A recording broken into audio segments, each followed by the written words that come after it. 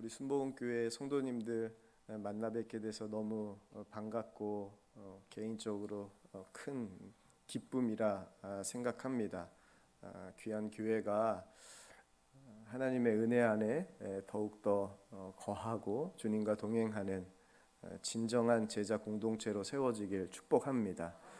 제가 순복음교회 위해서 기도하면서 이 말씀을 준비할 때 하나님께서 한 소망을 품게 해주셨는데, 그 소망이 바로 진짜 하나님이 사랑하는 교회, 그리고 진짜 하나님을 사랑하는 교회, 그 교회가 주님과 동행하는 교회인데, 주님과 동행하며 나는 죽고 예수로 사는 진짜 제자들로 세워지는 공동체 되시길 축복합니다.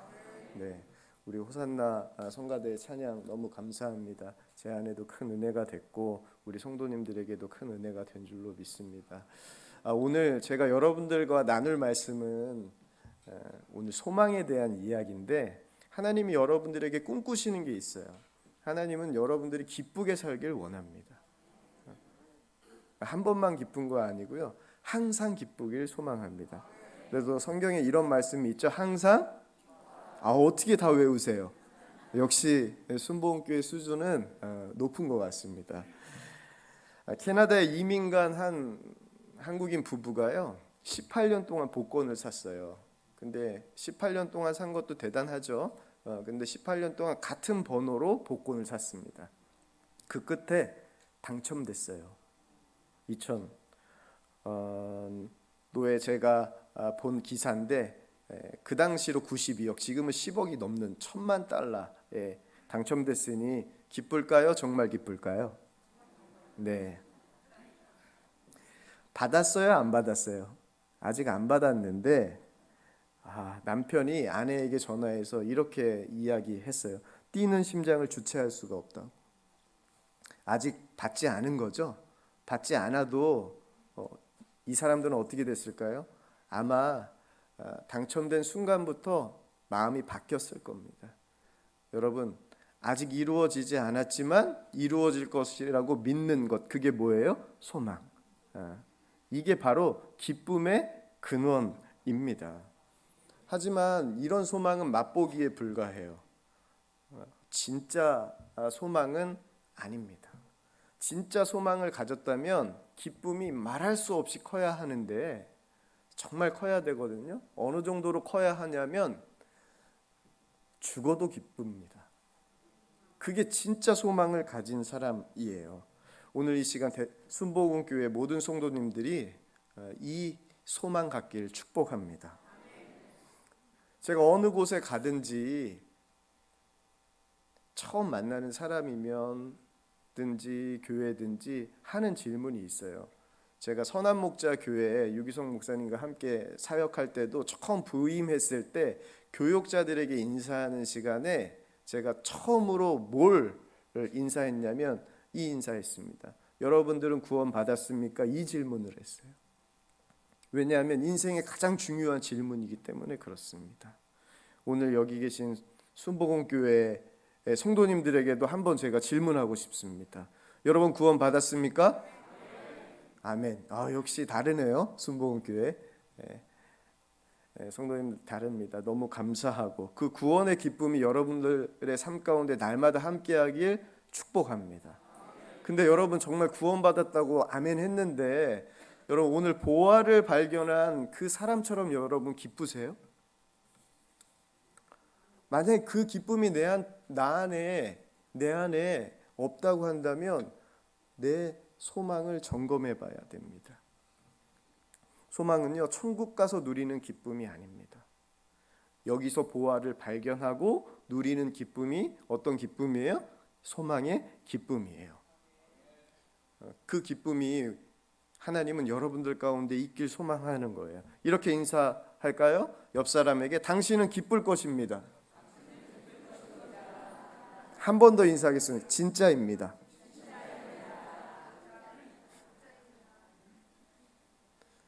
그리고 이렇게 마지막으로 인사하겠습니다. 당신도 기쁘니 저도 기쁩니다. 이게 교회 공동체예요. 당신도 기쁘니 나도 기쁜 것. 이게 하나님께서 원하시는 교회고, 여러분의 가정이 그런 가정 되길 축복합니다. 근데요, 더 놀라운 사실은 주님이 분명히 이 일을 하실 겁니다. 저는 확신해요. 왜냐하면 오늘 이 본문 말씀이 그 분명한 증거이기 때문에 그렇습니다.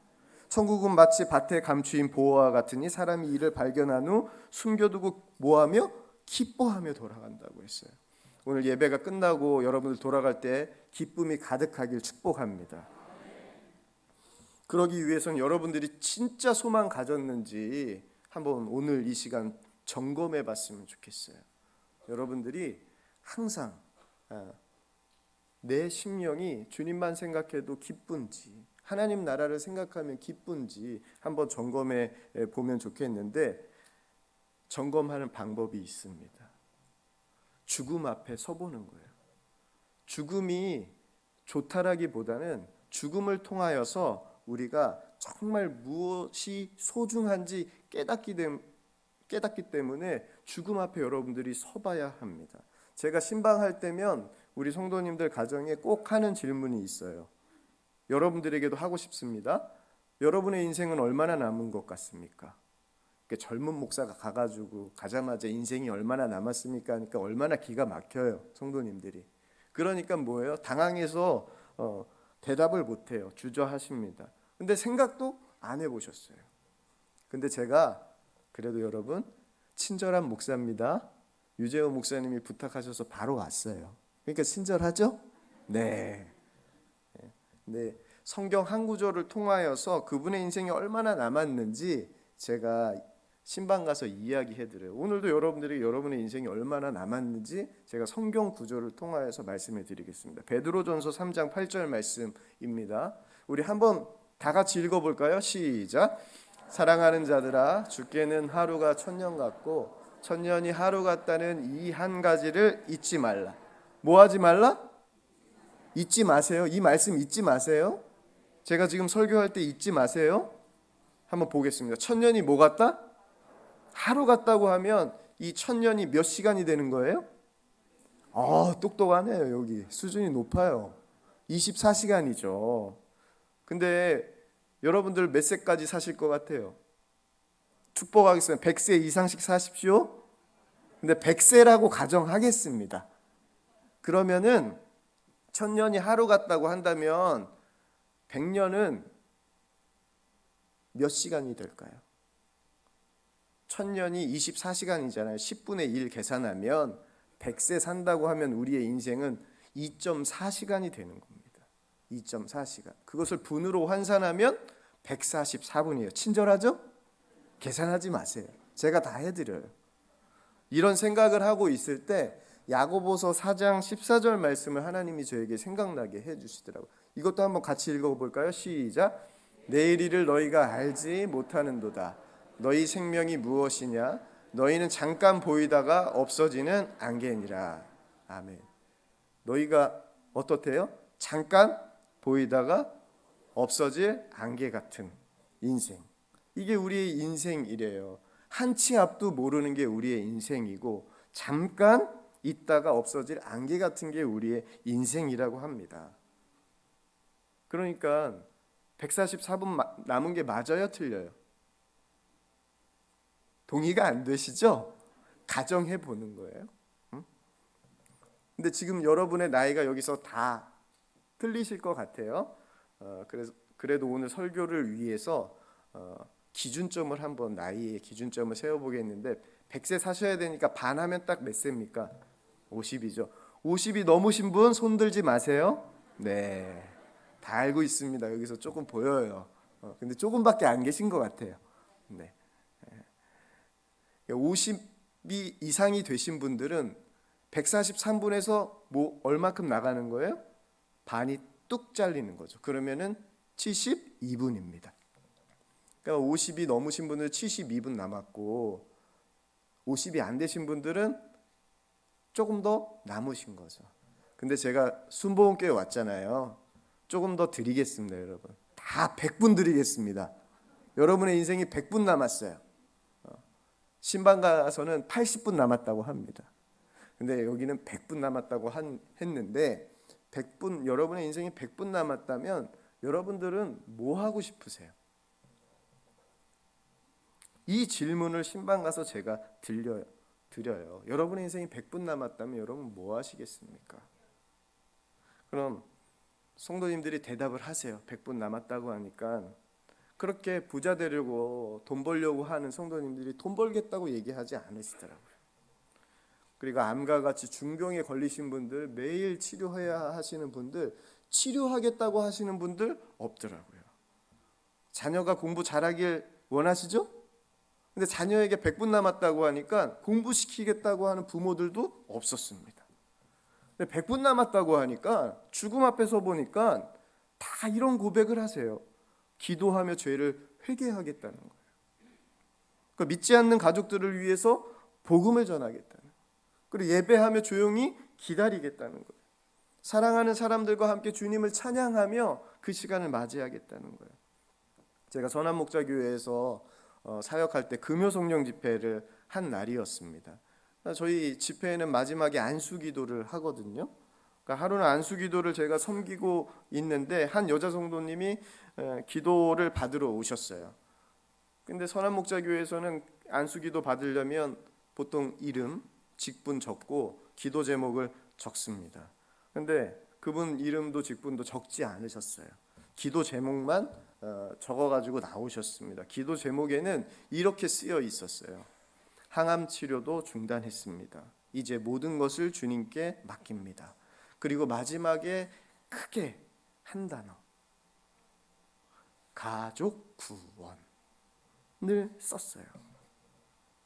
그분에게 가장 중요한 일은 뭐예요? 치료하는 것도 아니에요. 이제 뭐 하는 거예요? 가족 구원하는 거. 그 심정 제가 잘 압니다. 저도 불신자 가정에서 태어났고 가족 구원하는 게 제 평생의 소원이었으니까요. 그리고 항암 치료가 얼마나 힘든지도 압니다. 저희 어머니가 폐암으로 항암 치료를 하셨거든요. 수술이 안 되는 상태셨어요. 항암제가 맞으면 오래 사시는 거고 그렇지 않으면 하나님 품에 안기는 상황이었으니 그 심정 제가 누구보다도 더 잘 알죠. 근데 이렇게 정말 소중하고 가치 있는 일을 죽음의 문턱 앞에서 깨닫는다면 여러분 이거 얼마나 안타까운 일입니까? 죽음의 문턱에서 깨닫는 게 아니라 지금 우리가 평상시 사는 동안 이것을 깨닫고 산다면 우리의 인생이 완전히 달라지지 않을까요? 바로 이것이 바로 소망의 눈을 뜨는 것입니다. 그래야 나중에 뭐가 안 남아요? 후회가 남지 않아요. 하나님은요, 여러분들이 후회가 없는 삶을 살길 원하세요. 후회가 없는 곳에 뭐가 있는 거예요? 기쁨이 있는 거예요. 만족함이 있는 거예요. 그 삶을 하나님께서 원하세요. 여러분들이 그런 삶을 사시길. 한 번뿐인 나의 인생에 후회가 없는 삶을 살려면 우리 어떻게 해야 합니까? 바로 천국을 바라볼 수 있는 눈이 우리 가운데 열려야 해요. 여러분 예수 믿고 받은 복 중에 가장 큰 복이 뭐예요? 천국을 소유한 복이잖아요. 천국을 소유한 복. 근데 안타깝게도 많은 성도들이 이 천국을 소유한 기쁨이 얼마나 큰 건지 누리지 못하고 살아갑니다. 천국에 갈 것을 믿었어요. 근데 머리로만 믿으니까 기쁘지가 않아요. 근데 천국의 기쁨을 누리는 법이 있습니다. 날마다 친밀하게 주님과 교제하면요, 주님과 교제함으로 누리는 천국의 기쁨이 얼마나 큰지를 주님과 교제하면서 알게 되거든요. 한 시어머니가 위독하셨습니다. 그래서 며느리가 시어머니에게 이렇게 기도했어요. 이제 어머니 평안히 영원히 행복한 천국에 가세요.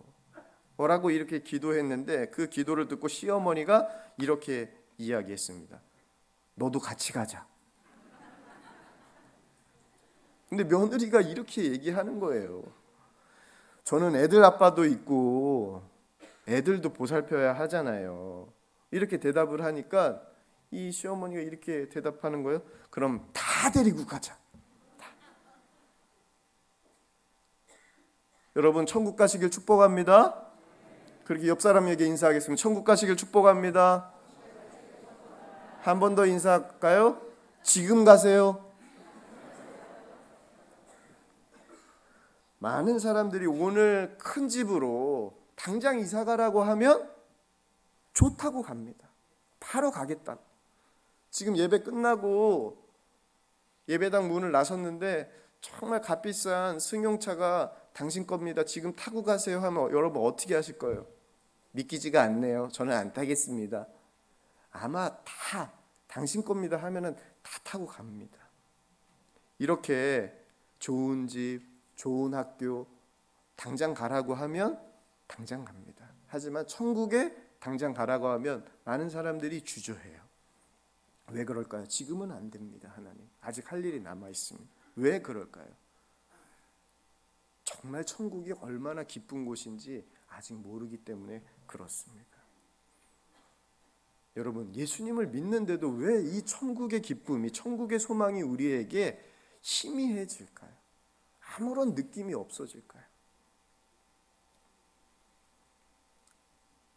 아직도 내 삶의 왕이 예수님이 아니시기 때문에 그렇습니다. 예수님이 우리의 왕이 되시면 그 순간부터 우리는 구원받고 천국의 삶, 그 천국의 기쁨을 누리게 돼요. 이게 주님께서 우리에게 허락하신 그리스도인의 삶이에요. 이렇게 천국을 바라보는 눈, 천국만 생각해도 기쁨이 내 안에서 터지면 세상을 바라보는 관점 자체가 우리에게 완전히 달라져요. 잘 산다는 개념이 완전히 달라집니다. 세상은 좋은 직장에서 돈 많이 벌고 사는 것이 잘 사는 거라고 이야기해요. 하지만 하나님은요, 그렇지 않습니다. 예수님과 정말 친밀한 관계 속에서 하나님 나라를 위해서 사는 자가 정말 잘 사는 자라고 하나님께서 말씀하세요. 제가 선한목자교회에서 만으로 한 7년 정도 부교육자로 사역을 했습니다. 사역하면서 가장 달라진 점, 주님과 동행하면서 가장 달라진 점이 있다고 한다면 잘 사는 게 무엇인지 그 개념이 바뀐 거예요. 목회자로서 잘 사는 게 뭡니까? 좋은 교회 가서 담임 목사로 교회를 부흥시키는 것, 저에게도 소원이었어요. 근데 지금은 아닙니다. 지금은요, 좋은 교회 가가지고 큰 교회 담임 목사 되는 게 제 소원이 아니에요. 날마다 예수님과 친밀히 교제하면서 예수님 한 분으로 만족한 자, 그래서 하나님 나라를 위해서 사는 항상 기뻐하는 자, 그리고 항상 사랑하는 자, 그게 바로 제가 가지고 있는 하나님 나라의 소망이에요. 여러분, 진짜 예수님 믿으면요, 행복해요. 그리고 그 예수님과 날마다 동행하면 행복합니다. 그 예수님과 동행할 때 우리 안에 벌어지는 삶이 어떤 삶이에요? 하나님 나라의 삶, 천국의 삶이에요. 주 예수와 동행하니 그 어디나 하늘나라. 그 삶이 여러분의 삶 가운데 펼쳐지길 축복합니다. 천국은 죽어서만 가는 곳 아닙니다. 예수님이 내 안에 계신 것을 믿고 예수님이 나의 왕이 되시면요, 우리 마음속에 뭐가 임하는 거예요? 하나님 나라가, 그 천국이 임하게 돼요. 예수님의 통치를 받게 되면 그 하나님 나라, 그 천국의 기쁨을 우리가 누리며 살게 됩니다. 이 기쁨이 있는 사람은요, 어떤 유혹과 핍박이 와도 흔들리지가 않아요. 하나님께서 우리에게 진짜 소망을 주시는 이유는 우리의 삶에 어려움이 벌어지거든요. 어려움은요, 믿음이 좋고 나쁘고 상관없이 모든 사람들에게 어려운 순간은 찾아옵니다. 근데 그 어려운 순간, 고난의 순간, 유혹과 핍박의 순간 흔들리지 않고 주님 바라보며 주님과 동행하는 삶을 살아갈 수 있도록 하나님께서 우리에게 무슨 눈을 열어주는 거예요? 소망의 눈, 천국의 눈을 열어주시는 겁니다. 여러분, 스데반 집사 돌에 맞아서 죽어가는 순간에서도 무엇을 봐요? 하늘의 영광을 보잖아요. 사도행전 7장 56절 말씀입니다. 보라, 하늘이 열리고 인자가 하나님 우편에 서신 것을 보노라. 이렇게 천국의 영광, 그 기쁨을 보니까요, 뭐 할 힘도 생겨요? 순교할. 돌에 맞고도 저들의 죄를 사하여 주십시오 라고 기도하잖아요. 순교할 힘도 생겼습니다. 이 천국에 대한 소망은요, 이렇게 세상을 이기는 능력이에요. 진짜 소망이 우리에게 있으면 온전한 삶이 우리 안에 펼쳐지고 거룩한 삶, 정말 하나님의 부르심에 순종하는 삶을 살아가게 해요. 이게 바로 소망의 능력입니다. 이 능력 다 소유하시길 이 시간 간절히 축복합니다. 이 능력, 이 소망의 능력을 소유하면요, 고난도요 특권이 돼요. 그리고 고난 속에서도 뭐 하게 돼요? 기뻐하게 돼요. 진짜 소망을 가지면 죽어도 뭐 한 거라고요? 기뻐할 수 있다고 말씀드렸죠. 근데 그게 진짜입니다. 고난이요 얼마나 특권이냐면 예수 그리스도의 남은 고난을 내 육체에 채우노라 라고 바울이 고백하잖아요. 정말 고난이 특권이신지는, 내가 정말 고난을 특권으로 여기며 사는지는 한 가지 질문 앞에 서보면 됩니다. 부모에게 제일 약한 건 뭐예요? 자녀죠. 자녀. 여러분의 자녀가 정말 물도 더럽고 먹을 것도 없는, 그리고 사람도 살 수 없을 만한 그런 환경, 오지의 선교사로 가겠다고 하면 여러분 축복할 수 있겠습니까? 왜 그런 거 하려고 해? 너 말고도 하려고 하는 사람 많지. 근데 이 천국의 기쁨, 하나님 나라의 기쁨, 이 소망의 눈이 열리면요, 자녀가 오지 선교사로 간다고 하면 축복할 수 있습니다. 제 소원도요, 만약에 제 자녀가 아빠, 저 아프리카 리빙스턴처럼 들어가서 주의 복음을 전하겠습니다 하면 정말 아멘 하고 축복해 줄 수 있을 것 같아요. 그게 가장 좋은 일이기 때문에, 하나님이 기뻐하시는 일이기 때문에 그렇습니다. 나는 죽고 예수로 사는 것이 어렵고 주님께 완전히 순종하며 사는 것이 어렵게 느껴지는 사람은 아직도 소망의 눈이 열리지 않은 사람입니다. 천국의 소망을 가지면 이 사순절 기간 십자가는 뭐가 됩니까? 우리의 영광이 되죠. 기쁨이고 그 십자가는요 자랑이 됩니다. 십자가의 삶이 곧 바로 소망이 넘치는 삶이에요. 그런데 우리가 죽어서 가게 될 천국을 바라보는 눈을 뜨는 것도 중요하지만 더 중요하게 열려야 할 눈이 있습니다. 그것은 뭐냐면요, 하나님 나라가 다시 이 땅 가운데 오게 되죠. 주님이 재림하시게 되죠. 다가오는 하나님 나라의 눈이 열려야 해요. 지금도 하나님 나라는 우리 곁으로 오고 있잖아요. 이 눈이 열려야 합니다. 왜 그러냐면 하나님께서 우리에게 후회 없는 삶, 이 후회 없는 삶을 살아가기 위해서는 준비를 해야 돼요. 주님 맞이할 준비를 해야 되잖아요. 그래서 다가오는 하나님 나라의 눈이 우리 가운데 열려야 되거든요. 만약 우리가 바라보는 천국이 가장 좋은 거라면 예수 믿고 바로 죽은 사람이 가장 복될 겁니다. 근데 제가 오늘 보니까 예수님 믿고 바로 돌아가신 분이 여기에는 안 계시네요. 그러니까 오늘 예배당 나오셨죠. 여러분 진짜 복 받으신 겁니다. 왜냐하면 살아서 천국의 기쁨을 하나님께서 맛보게 하시려는 계획이시잖아요. 그것을 마음껏 누리시길 이 시간 간절히 축복합니다. 근데 천국 소망에도요 미혹이 있어요. 아까 전에 우리가 그리스도인으로 살다 보면 어디에 봉착하게 돼요? 벼랑 끝 같은 고난에 처할 때가 있습니다. 그때 어떻습니까? 나 이제 그만 살고 싶다. 이제 천국 가고 싶다. 하나님 계신 곳 가고 싶다. 이거 정말 다가오는 천국을 소망한 걸까요? 천국 가고 싶어 하잖아요. 근데 아니에요. 이건 천국 소망이 아닙니다. 현실을 도피하고 싶은 거죠. 자신의 어려움을 도피하고 싶은 겁니다. 천국 소망은요, 지금 죽어도 기쁜 거예요. 기뻐서 죽는 거예요. 슬퍼서 천국에 가는 게 아니라 기뻐서 천국에 가는 거예요. 그러니까 이거는 천국 소망이 아니에요.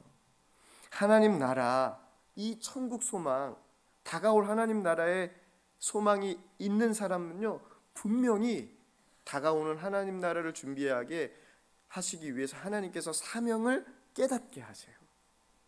다가오는 하나님 나라를 준비하기 위해서입니다. 여러분은 다가오는 하나님 나라를 준비하기 위해서 하나님께서 여러분에게 부여해 주신 사명이 무엇인지 알고 있습니까? 이 사명의 눈이 열리면요, 불평, 불만이 사라져요. 하나님이 나에게 부르신 사명이 나에게 내 심령 가운데 채워지면 불평, 불만, 어려운 고난의 환경이 불평, 불만이 아니라 하나님을 만나게 되는 특권으로 여기게 되는 거예요. 하나님 나라가 임하게 될 때 우리는 모두 다 함께 주님 앞에 서게 될 겁니다. 그럼 좋은 환경에서 신앙생활 했던 분들도 계시고, 저기 북한에서 지하 교회에서 지금도 아무것도 먹지 못하고 믿음을 지키기 위해서 순교할 각오로 믿음 생활하고 있는 북한의 믿음의 사람들도 있어요. 중동의 무슬림에서 죽음을 무릅쓰고 복음을 믿고 복음을 선포하는 자들도 있어요. 그분들과 우리가 함께 주님 앞에 서게 될 거거든요. 그때 여러분들, 주님은 어떤 자에게 상급과 영광을 더 허락하실까요? 모두 편안하고 좋은 곳에서 일하려고 한다면 누가 어렵고 힘든 사역지, 힘든 곳, 힘든 일 하겠습니까? 하나님 나라가 임할 때, 주님 앞에 섰을 때 영광과 상급이 다르다는 것을 여러분 꼭 기억하십시오. 어려운 곳에서 사명을 감당했던 사람들, 수고가 컸던 사람들에게 하나님은 더 큰 상급과 영광을 허락하실 겁니다. 그때 정말 편하게만 신앙생활하려고 했던 사람들은 부끄러울 거예요. 근데 하나님 나라의 소망이 분명하지 않는 사람들은 그래서 헌신이 어려워요. 힘들어요. 하지만 바울은 자신이 예수님을 만나고 하나님의 사명을 깨달았을 때, 이방인들에게 복음을 전하라는 사명을 깨달았을 때 어떻게 되었습니까? 자기의 유익하던 모든 것을 다 해로 여기고 그리스도를 얻기 위해서 자신이 좋아했던 모든 것, 유익했던 모든 것을 뭐같이 배설물처럼 버렸다고 했어요. 그리스도를 얻기 위해서. 그리고 자신의 생명조차 조금도 귀하게 여기지 않고 복음을 전했잖아요. 사도행전 20장 24절 말씀입니다. 내가 달려갈 길과 주 예수께 받은 사명 곧 하나님의 은혜의 복음을 증언하는 일을 마치려 하면은 나의 생명조차 조금도 귀한 것으로 여기지 아니하노라. 아멘. 이게 바울의 고백이었잖아요. 근데 이렇게 산 자가 있어요. 천국의 보화를 발견한 자가 이 땅의 수많은 믿음의 사람들을 통하여서 우리에게 보여지고 있는데, 저는 이 한 분을 여러분들에게 소개하고 싶어요. 제가 가장 존경하고 사랑하는 선교사님 중에 한 분이거든요. 1887년도에 태어나신 윌리엄 보든이라는 선교사님이십니다. 이분이요 25살에 돌아가셨어요. 주님 앞에 선교사로, 중동 무슬림 선교사로 헌신했는데 자기가 가려고 하는 무슬림 지역에는 들어가 보지도 못하고 무슬림 언어를 배우기 위해서 이집트에 먼저 도착해서 언어를 배우고 있을 때 척수만경에 걸려가지고 한 달 만에 돌아가시게 됩니다. 근데요, 이 죽음이 놀라운 영적 부흥을 예일대학교에 일으켰어요. 이분이 억만장자였거든요. 어느 정도냐면 여러분들에게 억만장자의 감을 살리기 위해서 1887년 19세기니까 이 19세기에 고등학교 졸업했다고요, 아버지가 세계 일주를 시켜줬어요. 배 타고 다녀야 됐죠. 그러면서 이가 세계 여행을 하고 있는 중에 좋은 나라들의 문명을 보며 감동을 받은 것이 아니라 중동에 있는 무슬림 지역의 사람들이 예수님의 소식을 한 번도 듣지 못하고 죽어가는 것을 보고 마음이 아파합니다. 그리고 그 순간 결단을 해요. 주님, 제가 이들에게 복음을 전하는 자가 되겠습니다 라고 헌신을 하나님 앞에 드리면서 그가 가지고 간 성경책에 한 문장을 쓰게 됩니다. 남김없이 다 드립니다 라는 고백을 하나님 앞에 드립니다. 근데 그가 예일대학교에 재학 중일 때 아버지가 돌아가시면서 그 막대한 재산을 이가 다 상속받게 된 거예요. 근데 예일대학 졸업 후 그는 그 유산을 다 포기합니다. 다 하나님 앞에 드려요. 포기하고 중국에 있는 이슬람 교도의 땅으로 떠나면서 선교사로 약속한 헌신을 하나님 앞에 드리면서 다시 한번 성경책에 한 문장을 씁니다. 결코 돌아가지 않겠습니다. 그리고 언어 연수를 이집트에 하다가 한 달 만에 돌아가신 거예요. 여러분, 윌리엄 보든의 삶을 보면 부족함 없는 삶하고는 거리가 먼 것 같아요. 좋은 삶이라고 할 수 있겠습니까? 회의가 들 수도 있을 것 같아요. 예수님 따르기 위해 가족, 재산 다 미래까지 버렸지만 선교지는 구경도 하지 못하고 죽었잖아요. 그런데요, 윌리엄 보든이 세상을 떠난 뒤에 그의 성경책 안에서 3개의 문장이 발견됐거든요. 첫 번째 말씀드린 헌신했을 때 썼던 남김없이 다 드립니다. 이 문장 하나 하고, 그리고 그가 중국으로 선교하기 위해서 언어를 배우기 위해 떠날 때 썼던 결코 돌아가지 않겠습니다. 이 문장하고 한 문장이 또 있었어요. 그가 아마 이집트에 있으면서 썼던 것 같아요. 결코 후회하지 않을 것입니다 라는 고백이었어요. 제가 이분의 생애를 보면서 이분이 윌리엄 보든이 죽기 전에 고열에 시달리면서 어떤 심정이었을까? 이 이집트 낯선 땅에서 언어를 배우는 것도 어려운데 아픈 가운데 이의 심정이 어땠을까 생각해 보니까 마지막으로 그가 자신의 성경책에 쓴 것이 제가 한 질문에 대한 대답이라는 마음이 들었습니다. 그가 마지막에 어떠한 문장을 성경책에 썼죠? 결코 후회하지 않겠습니다. 결코 후회하지 않을 것입니다. 이 윌리엄 보든이 죽었다는 소식이 전해지자요, 예일대학의 영적 부흥이 일어난 거예요. 수많은 사람들이 윌리엄 보든을 대신해서요 선교사로 헌신했습니다. 그리고 수천 개의 기도 모임이 예일대학교 안에 일어났어요. 여러분, 하늘에 밀이 떨어져 심겨지고 죽으면 정말 수많은 열매를 맺듯이 윌리엄 보든이 그 역할을 한 것이죠. 사랑하는 성도 여러분, 언젠가 우리는 하나님 앞에 서게 됩니다. 하나님 나라를 소망하며 항상 예수님을 바라보는 순복음교회 성도님들 되시길 축복합니다. 예수님 바라보고 주님 앞에 서게 됐을 때 주님과 동행하며 하나님 나라를 위해 선 자는 부끄러움 없이 하나님 앞에 서게 될 겁니다. 지금 우리에게 필요한 것은요, 막연한 소망 아닙니다. 그냥 예수님 믿고 구원받았지 이 생각 아닙니다. 내 생각과 삶을 완전히 바꾸는 진짜 소망이 우리 안에 있어야 합니다. 그 소망은요, 예수님이 여러분들의 왕이 되시면 그 소망은 우리에게 주어져요. 하나님 나라는요, 예수님의 왕 되심에 있습니다.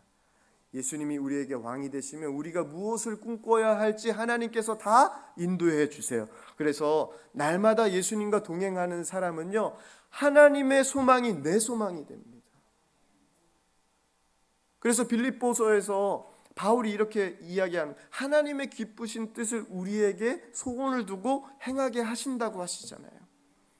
날마다 주님과 동행하는 사람은 하나님께서 하나님의 기쁘신 뜻, 그 소망을 우리의 심령 안에 두시고 그 소망을 이루세요. 왜? 하나님은 신실하시잖아요. 하나님은 그 소망을 반드시 이루시는 분이십니다. 그래서 하나님의 소망이 내 소망이 되면요, 결코 후회가 없어요. 불평, 올마 다 사라집니다. 두려움, 걱정 다 사라집니다. 고난도 특권으로 여기고 기뻐하게 돼요. 어렵고 힘든 길 주님 제가 가겠습니다. 아무도 하지 않는 것 목사님 제가 하겠습니다.